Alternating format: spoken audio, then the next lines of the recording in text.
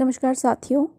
हर एक औरत का जीवन बहुत ही संघर्षों से भरा हुआ होता है और उन संघर्षों के साथ रहते हुए वो अपने जीवन को किस तरह से जीती है, उसका वर्णन मैंने अपनी कुछ पंक्तियों में किया है, जो कुछ इस प्रकार से है।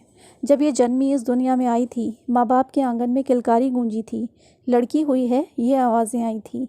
जिसने जन्म दिया था वो माँ भी तो घबराई थी, क्योंकि उसके घर वालों ने तो उससे लड़के की आस लगाई थी। जब ये थोड़ी बड़ी हुई तो माँ से पढ़ने की इच्छा इसने जताई थी। माँ ने सिर्फ घर का काम सीखने की ही बात बताई थी, पर जब उसकी माँ ने उसकी पढ़ाई की गुहार उसके पिता से लगाई थी, क्या करेगी पढ़ लिख के, ये आवाज़ें उसके कानों में आई थी।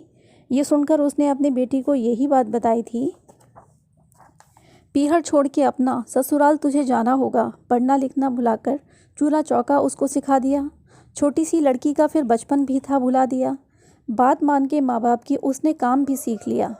सहेलियाँ जब मिलती उसकी हंसी ठिठोली करती थी, शादी होगी अब उसकी यही इशारे करती थी। रिश्ता भी तो उसका कोई पड़ोसी लेकर आया था। अच्छा है लड़के का काम काज और शहर में मकान बताया था। माँ बाप को यह सुनकर इच्छा तो मन में जागी थी, कर दे सगाई जल्दी ही यह संदेश पहुँचाया था। जब खबर ये आई लड़के वाले देखने बेटी को आएंगे, माँ बाप ने खुश होकर इस बार मिठाई बांटी थी। तैयारी में जुट गए थे दोनों, सगाई की तैयारी थी। कुछ ही दिनों में लड़के वालों की घर में अगवानी थी। आए जब सगाई में वो मांग उनकी पुरानी थी। सब दान दहेज की सारी बातें उनको भी तो बतानी थी। जैसे तैसे कर्जा लेकर ब्याह तो उसका रचा दिया। विदाई का दुख भी माँ बाप ने सहन किया। अब ससुराल में वो दुल्हन एक प्यारी थी, भोली थी, बड़ी प्यारी थी। सास और ननद के रिश्ते से बिल्कुल अनजानी थी।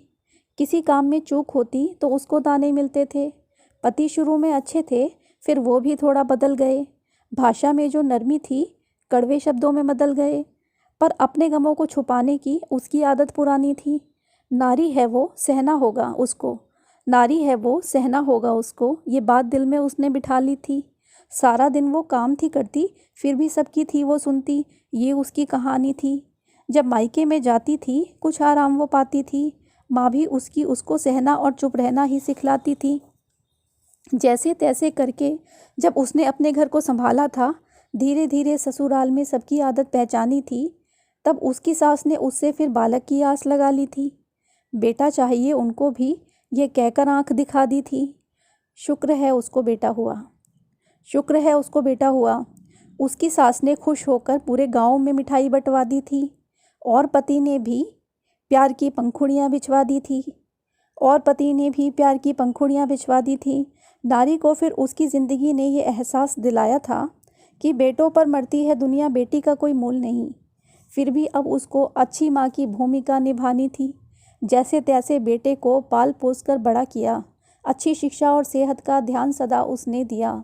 सुंदर सा बेटा जब धीरे धीरे बड़ा हुआ, तब उसने अपनी माँ को इज्जत देने की ठानी थी।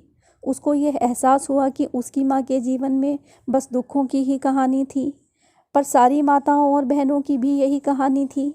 हर नारी के दर्द और दुखों से दोस्ती पुरानी थी।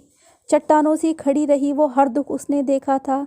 उसी परिवार को पाला था उसने जिसने उसको कोसा था। उसने सब रिश्तों को जोड़ा और वो ही अनजानी थी। घर अपना छोड़ के आई पर ससुराल में वो बेगानी थी। पर अब उसने संकल्प लिया कि नारी को ही, हर नारी को इज्जत दिलवानी होगी। तब समाज में नारी को पूरा सम्मान मिल पाएगा, जब हर एक व्यक्ति अपनी बहू को बेटी ही समझ के लाएगा। धन्यवाद।